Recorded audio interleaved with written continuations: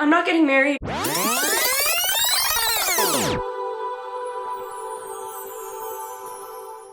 Hey guys. Oh my gosh. Okay, first of all, hello. I've missed you so much. I know I've been posting a lot for like the past 4 or 5 months and it's been ever so distant. And this was the week where I was just like, fuck it. Not only am I filming my trip to Cannes, France, but I'm going to do my thing, what I do best, and that is just, you know, first of all, tell you the entire like story of this trip, because it's not just like one event, it's just a whole story, kind of like my Coachella vlog. And second of all, there's just a lot of stuff that is finally going to be said, and that's going to be in this video.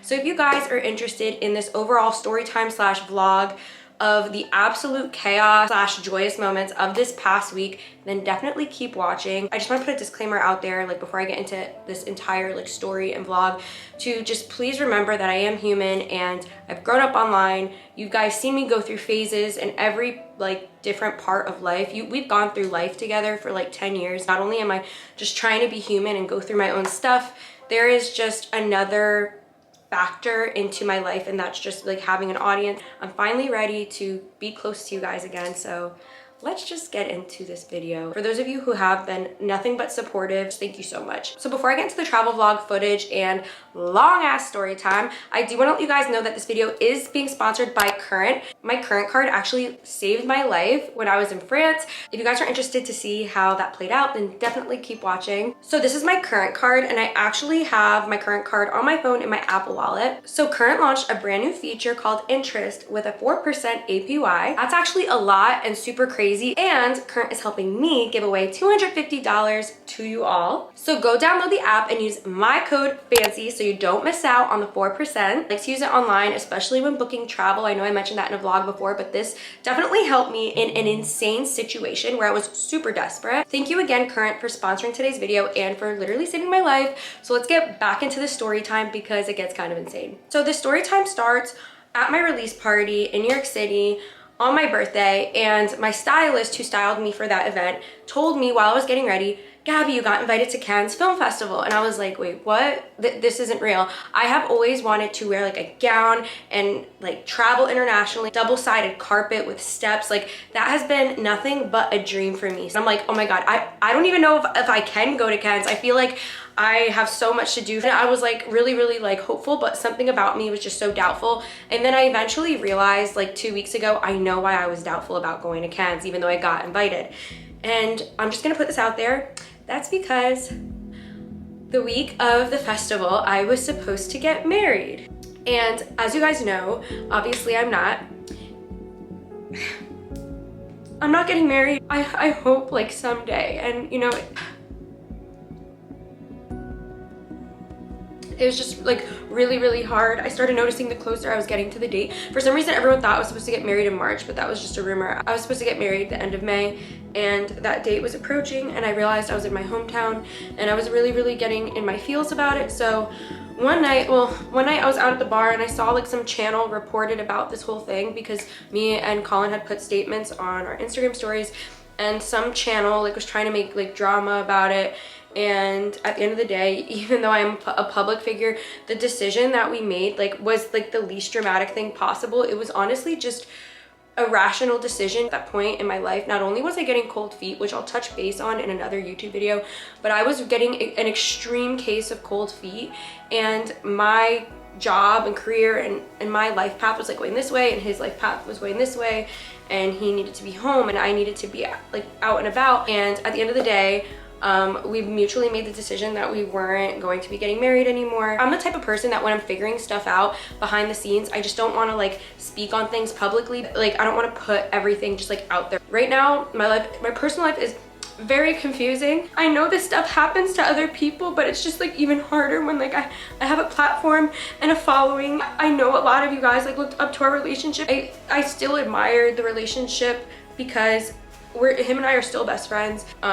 And that is fine, but it's just like, I know I was like hyping something up, and then when it came down to it, like I never thought in a million years I would get cold feet, and I never thought we would have made that mutual decision. I was getting really, really in my feels, and I didn't want to be in like my hometown where I was supposed to get married the week that I was supposed to get married. So I told Colin, I was like, hey, I got invited to Cannes Film Festival. So we worked out this whole thing where like he would watch Bear and I was going to like pack a bag and go. So this week rolls around and this is where our story begins. So I booked my flight 3 days before my event started. The festival was already happening like the whole week before. And then like I was like flaky about like, I don't know if I should go. I don't know if I shouldn't. I'm literally in the process of painting like the entire house pink. And like, I was just like, I don't know. I'd rather stay home and do renovations. And then I was like, no, Gabby, like go to the festival. This is the week, if anything, where you should travel. And I did.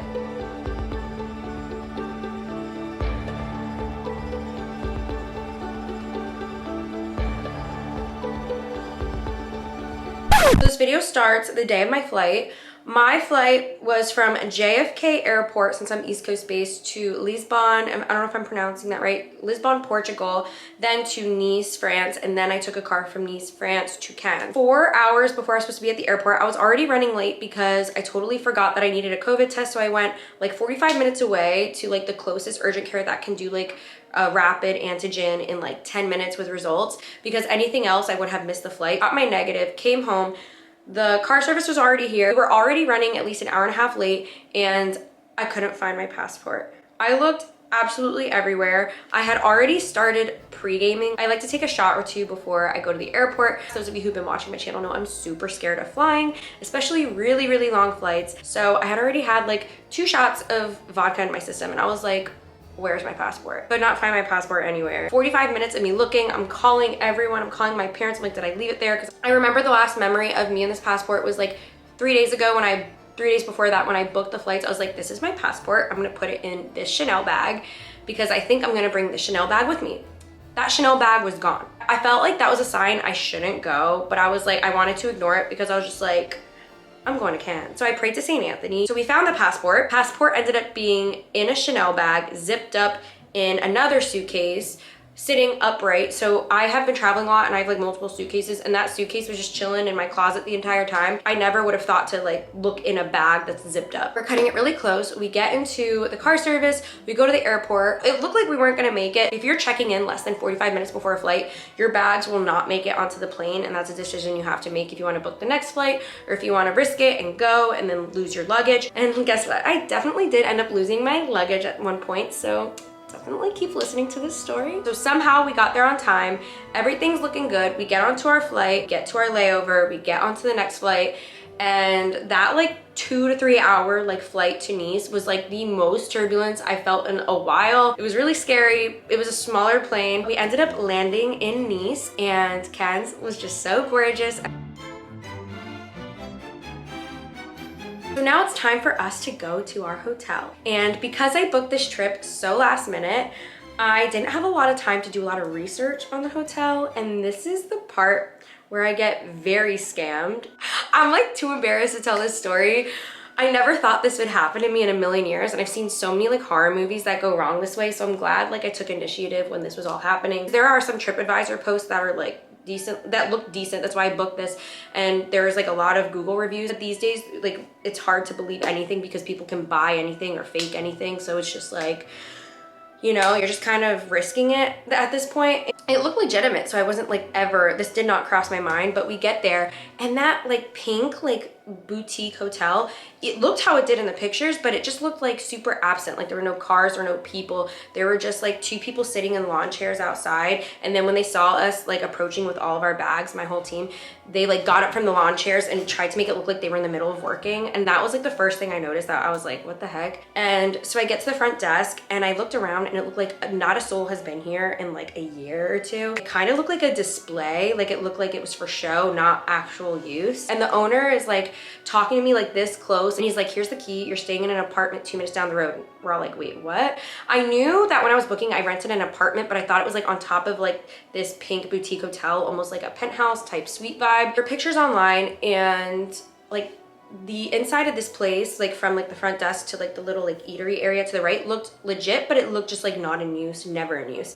And there were shutters on the outside. The building looked very old and unused. The shutters were like every which way, and it's just like, I remember thinking like, oh, this looks like nobody's in here. And I'm someone that likes to be around community. I like to feel like there's other people staying where I'm staying for comfort. He's like, you're staying 2 minutes down the road. And then he switched it up. He's like, it's actually 5 minutes down the road, come with me. And he starts walking down like highways, alleyways, and we're dragging all this luggage. Like, you know, when I go to Europe, I want to look nice. We were literally on main roads. Some of these roads weren't like the best of roads, and people were just like looking at us, and I just didn't know if this was normal. So we finally get to this like apartment, and the front of the apartment, like, I never judge a book by its cover, but I was just like, is this a joke? Because this was not what I was envisioning to book. I booked the pink hotel for a reason. Chaos queens. But in a good way. Yeah, You know? good chaos. Good chaos. Entertaining. Yeah. Tell the girls. I got cons. Cons and con. Yeah, he's bringing us to a completely different residence. We get into the hotel, and right away I start smelling like this mold smell, and I was like, oh, hell no. Hi, got it? Hello?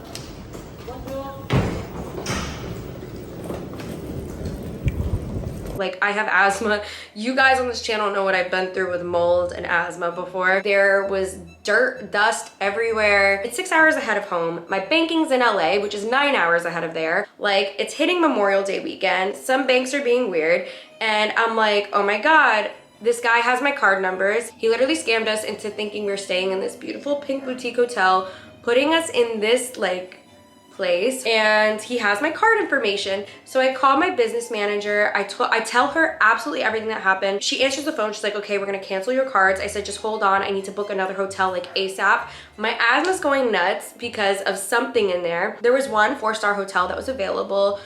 Everything else in Cannes was booked because of the festival. So we eventually went to this other hotel. But I definitely was like emailing with this guy back and forth, like during that transportation from this place to the next place regarding the entire situation, trying to ask for my money back. He kept ignoring the fact that I was asking for my money back and telling him that I wasn't happy. Because he was not accepting refunding me, my business manager filed the entire charge as a dispute. My cards were canceled because that hotel actually had 2 of my cards on file. So all my cards were canceled. At this point, I had not eaten, slept, like it was an 18-hour travel day with layovers and whatnot. So as soon as we got to the hotel, I wanted to eat and sleep, but then I found out I had a fitting because the next day was the carpet. So I went to a fitting, and now let's get into the Cannes vlog, but then we're gonna get back into more drama like eventually.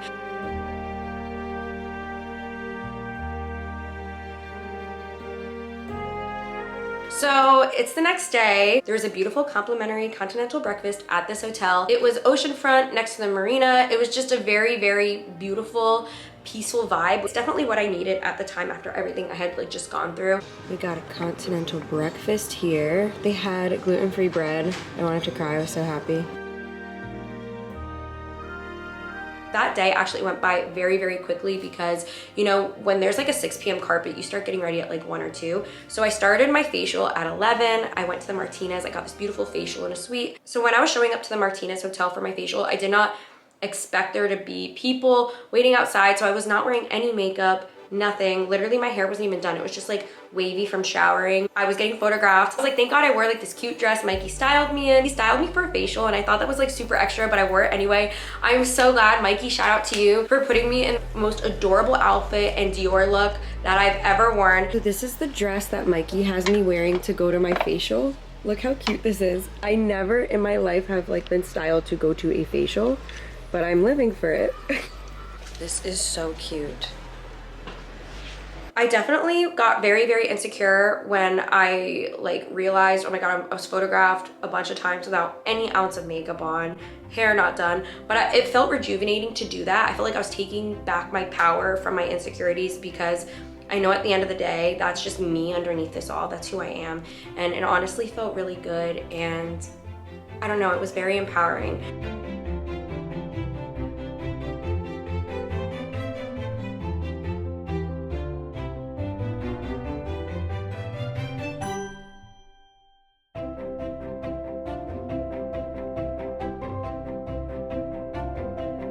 I love the products that were used during my facial, and the doctor herself got my address and is sending me a skincare regimen personalized to my house. She walked me through a whole new skincare process, so I'm super excited to just like tell you guys about it as I'm using it on this channel, because I did notice with all the stress going on in my life, my skin definitely has changed and I want to fix it. I've been having some pigmentation problems and some dryness, grease, hormonal changes, and all the above. Anyways, thank you, Dr. Barbara Strum. That was just an incredible experience. So then after that, I got ready to go to the Martinez to go to the carpet. Hey guys, so I've been very busy to say the least today, so I didn't like keep up with you after the facial, but pretty much as you can assume, after the facial I went right into hair and makeup, and then I got in my gown, and now I'm about to head to my first Cannes Film Festival carpet. It's a double-sided carpet with steps.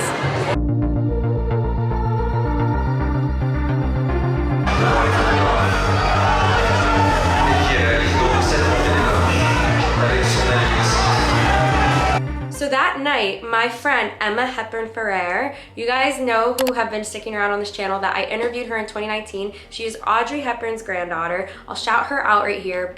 Emma reached out to me and was like, hey, I'm starting a podcast. Do you want to do an interview together and like meet up and hang out and grab lunch or dinner? I was like, yes, of course.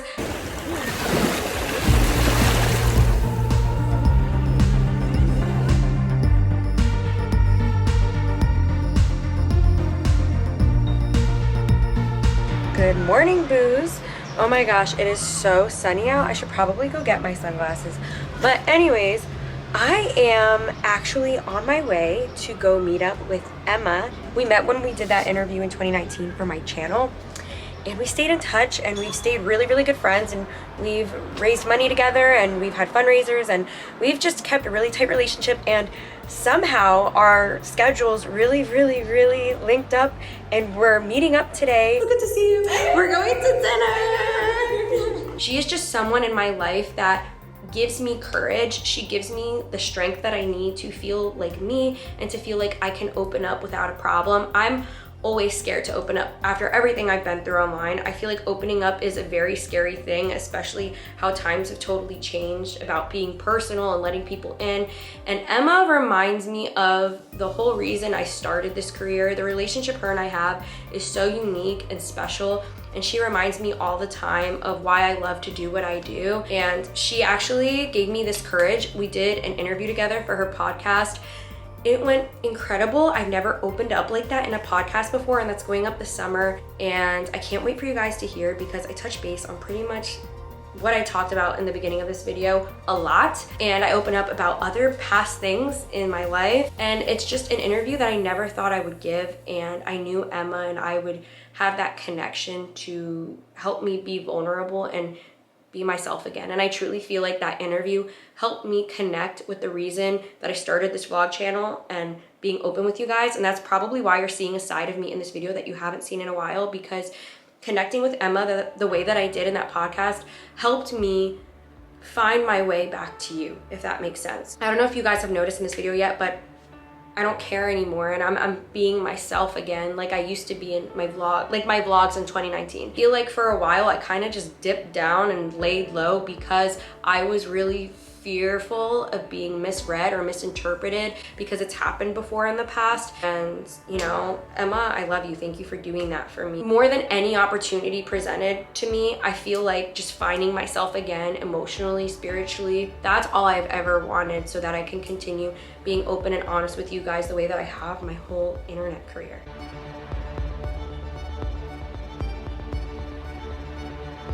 So the next day in Cannes, I got to wear Roberto Cavalli. Thanks again, Mikey, for styling me. This was a dream.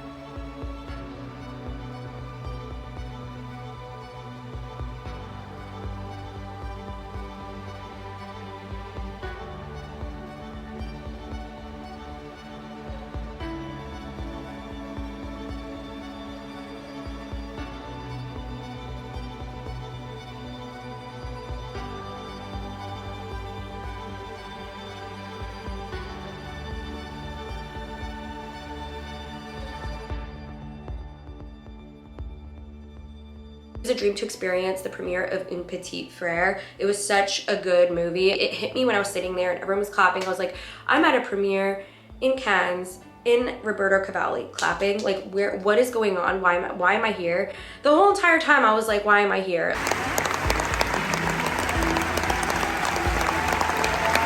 And then the next day it was time to fly out and we missed our flight. In the States, you get to the airport like 2 hours before, but this airport was really, really small. By the time we were able to check in, it was too late. So I had to rebook the airline and find an Airbnb. And I actually ended up going to this like party dinner. I'm glad I stayed another night because I had to play catch up with sleeping, but it was really stressful. I feel like I'm playing it down. As soon as I got to the Airbnb, I threw up from exhaustion because I was PMSing and because it was just super hot out, and I did not pack correctly because I was looking for a passport the entire day of like packing. So I was wearing a sweater and yoga pants, and it was like 95 degrees. I threw up from like heat, PMS, exhaustion. It was just nuts. Took a long nap, had sleep paralysis, and woke up and went to this really cool dinner.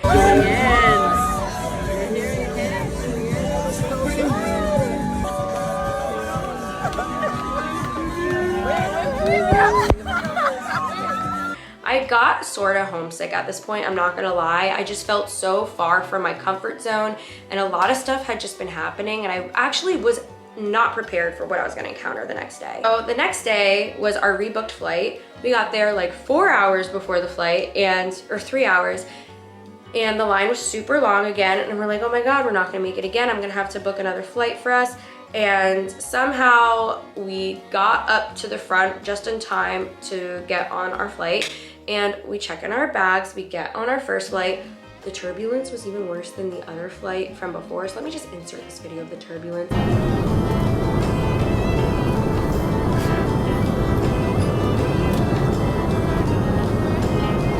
So we get to Istanbul to get on our next flight to go to JFK, which is gonna be a 10-hour flight.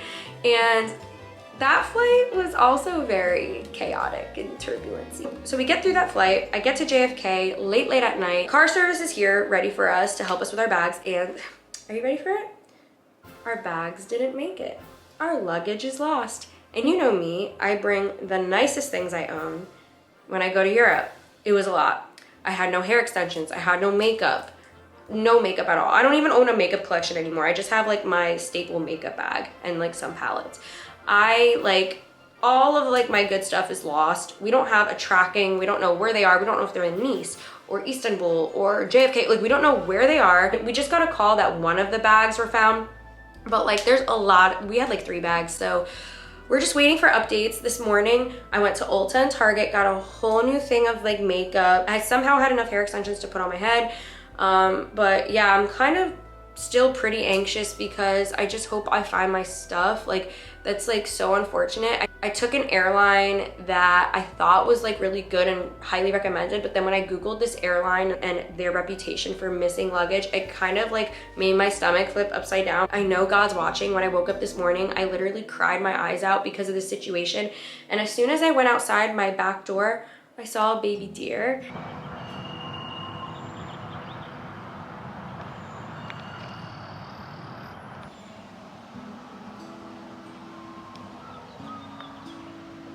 And the night before, or 2 nights before, I had a dream and Lily was in it. I'm just definitely chasing my happiness right now. There's a lot of changes and confusion and figuring stuff out going on in my life right now. And even though I don't have answers, I should probably only talk about things when I know for a fact this is what's going on. And right now I'm just like, my life is what you see right now. I'm traveling a lot, I'm working a lot, I'm preparing a show for you guys. I'm performing at the O2 in London on July 15th, and I have a lot of the preparations for that going on soon. So I guess you could say right now I'm focusing on work, but like my personal life is just, it's figuring itself out. There's no pressure.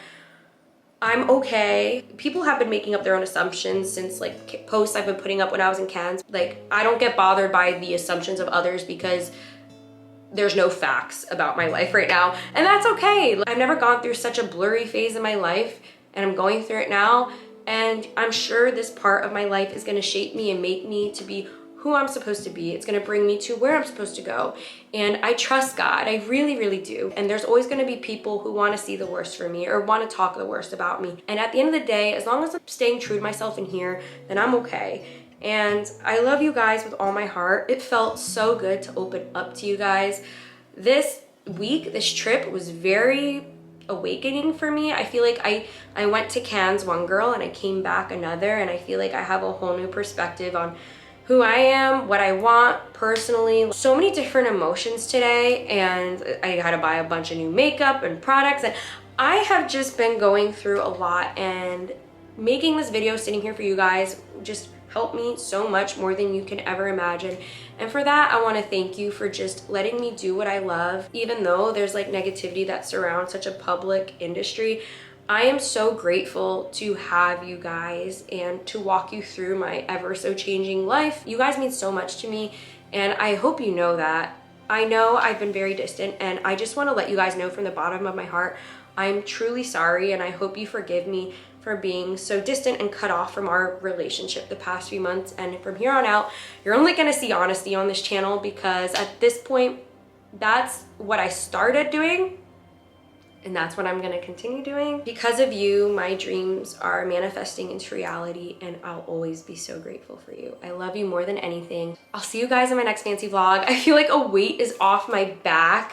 This feels good. And yeah, I'll see you in my next fancy vlog. This feels right. I recorded a video like this where I'm opening up to you guys like 3 times. This one feels right. This one's going on my channel. This one. Bye. I want to give you guys a hug.